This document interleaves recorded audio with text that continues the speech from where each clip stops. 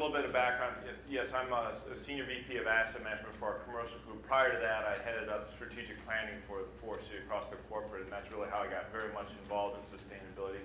And now I get the inevitable task of trying to really put it into the business and what we do it every day. So that's what we're really trying to still work on, and that's what we'll get into more as John goes into it. So I'm going to do the first quick off, which is really why are we doing this and how we got there. And let me start off by just giving you all a little bit of background on who Forest City is, because I think that obviously starts bringing it in. We are a national developer and manager of real estate.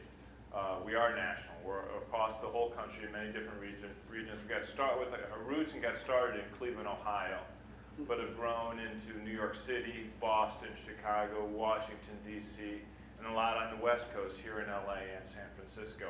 And as you can see, many spots in between. We're different than many real estate companies in that we are multi-product.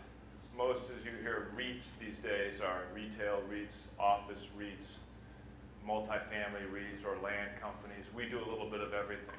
We have a large retail portfolio of regional centers, big shopping centers, big office complexes in multiple areas, especially in New York, where we have a New York Times building, which is state-of-the-art, 60-plus story building. Life sciences buildings, and then multifamily residential buildings here in LA. We have several, and then also we're in the land business, developing raw land, greenfield development. Put those bad words on, but we do some of that, and we wrestle with some of that. So we are diverse. But what we're really, our area of expertise and where we believe we create the most value is the whole idea around renewal. Doing the dense urban redevelopments that are tough to go do. They take a lot of time, but that again is where you create the value. And we've had a lot of success in those in New York, in Cleveland, in Boston, in San Francisco, in LA, et cetera, et cetera. And that's really what our core of our business is.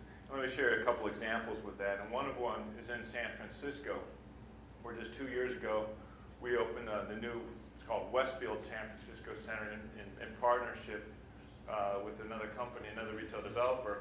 But it's a large retail development. It took 10 years to go do from the time that we got involved and bought the land and bought the old department store and had to go work through the city. Not an easy process in San Francisco. Work with all the historical development people as to how to go do it, and eventually let it emerge as an incredibly beautiful retail center. So that's one example. And that has a lot of buildings. So we do a lot of these historic type buildings. In LA, if you're familiar with the old subway terminal, when that opened 2 years ago as a multifamily residential building. Similar type of process. Nice overending with the gas there. Yeah, you like that, huh? We did that on purpose, right, John? Even though they're across the street in this case, but that's okay. And another example of one that kind of different is on the land area, and that's our Stapleton project, where there we went through a big process with the members of the city to redevelop the old Stapleton Airport that's in Denver, Colorado. 4,000 plus acres, big piece of land moving the airport. What do you do with it? And the answer to what you do with it is you develop a sustainable community. Not one thing, but it's a community, and therefore it brings in all the pieces. And for us, it was great because it allowed us to bring in all those different elements that we can uniquely develop. It's the land planning, it's the multifamily elements in there, it's the retail elements, local retail in little town centers that are next to your house, and big retail in a regional center, office, buildings, etc. It's all in there, and it's received many awards. And it's not just by us, it's part of the community that was there and working very closely with them and under their guidance as to what they wanted to achieve out of it. We were able to go create, a new community. And it's still, ongoing. So that's really brings in, how you go take that to the next level, and it's really helped in our learning. From that, let me go back to where we are and what's been our path to sustainability. Well, our company has come from one of a strong tradition in integrity and community involvement. That's, again, doing those dense urban developments, that's kind of where we've been.